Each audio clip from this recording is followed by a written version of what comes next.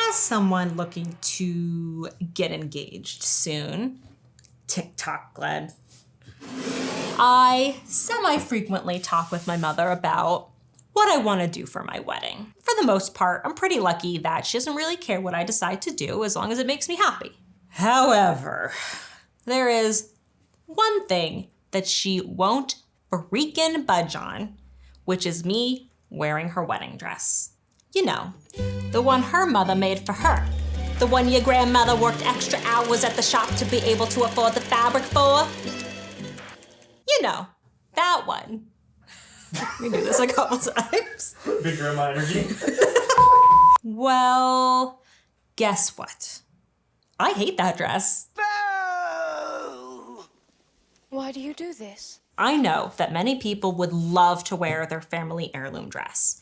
And if that's what you want to do it. It might be a beautiful dress. But let's do a side-by-side comparison. This is your family's heirloom dress. It's beautiful, it's elegant, it's got satin, it's got lace, it's just, to die for. This is my mother's dress. There are lots of things that I don't think I have to tell you are wrong with this dress, but I'm going to tell you anyway. Let's start with this 80s lace. Why is 80s lace different than any other lace? I don't know. The 80s are just terrible. Also, the bodice. My waist is not that tiny, and I don't feel like losing weight for my wedding. The A-line is not my style. Oh my God, these sleeves are so long and itchy, and my mom tells me how itchy they are. But seriously, everyone is gonna have an opinion on what you should do for your wedding. Your parents, your fiance's parents, your best friend, the cashier at Starbucks, your neighbor's dog. But you know what? Nothing anyone has to say about it matters.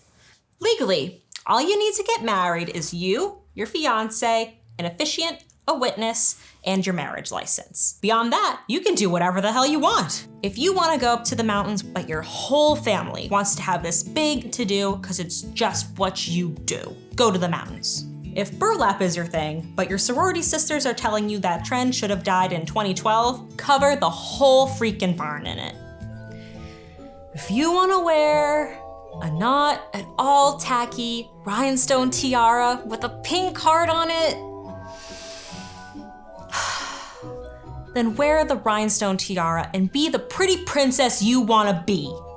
There are going to be lots of people giving you advice, and they're really just trying to help. For all you know, all of Aunt Rita's wedding photos were lost because she chose to get bouquets of sunflowers that attracted large swarms of bees. Not the bees! Ah! Maybe she's just trying to help you steer clear of that situation again. But there can be a lot of emotions that get brought into their opinions. Like if Aunt Rita starts telling you to go in the opposite direction and get all baby's breath bouquets, even though she knows you want a big, lush arrangement. At the end of the day, my advice to you is to listen to what people have to say, but take it with a grain of salt. With anything when it comes to planning, you can always ask your vendors. We have been to a wedding or two in our lifetimes. Just steer clear of anyone who tells you that this is the epitome of the high fashion dress you're dreaming of. Nothing feels so good as when something goes terribly bad. So if you've got a bad wedding advice horror story, leave it in the comments section down below. Love to hear it. Also be sure to like, share, and subscribe. And if you want to see more from us in the future, don't forget to ring that little notification bell.